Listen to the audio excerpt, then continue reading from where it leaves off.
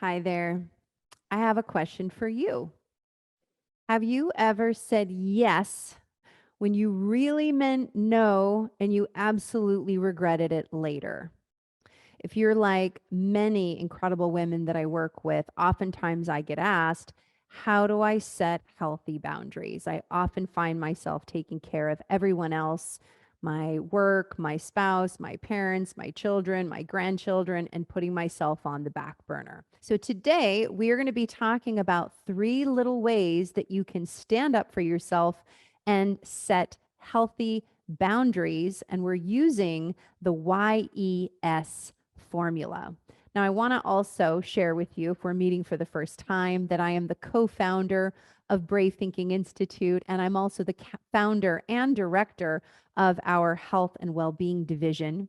Here at Brave Thinking Institute, our mission is to empower you to create and live a life you love, one with health and well-being and radiance and confidence in all things that you do, and especially being able to speak your truth.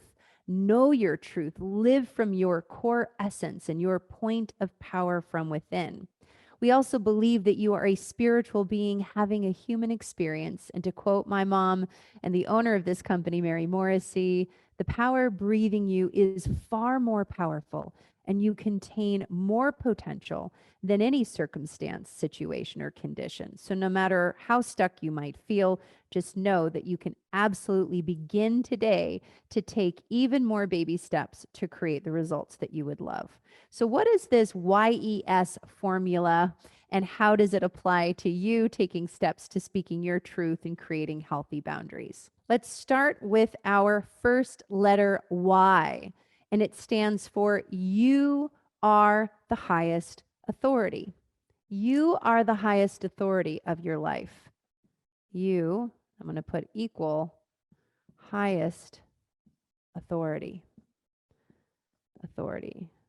Imagine this word is spelled out to authority. You are the highest authority.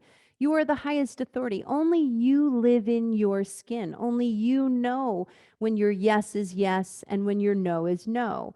How much to give where you feel like you feel fully expressed and like you're making a difference, and then where that limit or line is when you've you've given too much that you actually have overgiven and now you feel depleted and burned out and like you're living on fumes. So the first step is recognizing that you are the highest authority of yourself, of your life, of your truth. Now it's one thing to know you're the highest authority. It's a whole nother thing to really begin to express yourself, speak your truth, know your truth, and really live from that truth, isn't it? Which leads us to our second letter and our second step. Now, our second letter and our second step is the letter E, and it stands for energize yourself first. Energize yourself first. And so that could mean to make sure that when you're making food for your whole family, that you make your serving first. It could mean that when you're looking at your month and your week and your day, you don't just fill it with activities for everything else, maybe your team, maybe your business, maybe your loved ones, and making sure all of their needs are met and they're going everywhere they want to go. And you forget to bring yourself into the center of that circle, which leads to our third letter and our third step, which is the letter S, which is to serve yourself in the center of your circle. Serve yourself. And really, steps 2 and 3 go together. So imagine this is your life and all the things that go in your life. You've got maybe a spouse, maybe a few children or grandchildren. Maybe there's a business. And if you were to draw a pie, I know for a lot of clients that I work with, they've got, their spouse, they've got their children, then they've got parents or pets, and then they've got business. And then I ask them, well, where inside of this circle do you fit? And oftentimes their needs, their health, their well-being is way over here in the corner. So we want to put you in the center of this circle. Think about a teacup. We want to have the teacup full and that it's overflowing, and you're serving all of these pies from a cup that's overflowing, not from being depleted. And this is really where people get burned out and have nothing left to give. So, to recap, you are the highest authority. Only you know what is right for you and what you need. Second is to energize you and yourself first.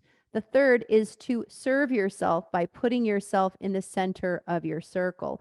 And ultimately, serving yourself means saying yes when you mean yes and no when you mean no. So let me tell you a quick little story to illustrate this from my client, Linda.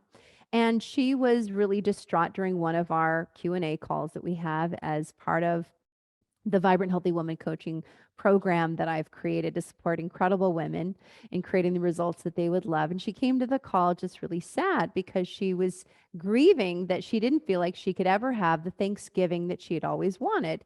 And she was a single mom and she was working all the time and constantly giving to her son and, you know, really feeling like she was always doing what everybody else wanted to do. And I said, well, if you could just pause and share with me what your dream Thanksgiving would look like. She said, well, I can't do that because my sister always hosts and everybody expects everybody to go to my sister's house. And this is just the way it is. And it's always that way. And I said, well, if we could just press pause on that your family is the highest authority. What if you were the highest authority? You may or may never do this, but for a moment, if you were the highest authority, and you are asking yourself to energize yourself this Thanksgiving first, what would your dream Thanksgiving look like, right?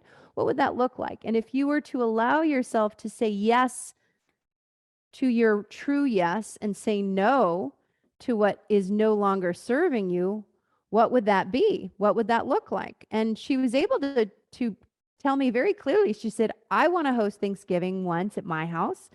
I would love to make the full meal and I would love to have everybody come over.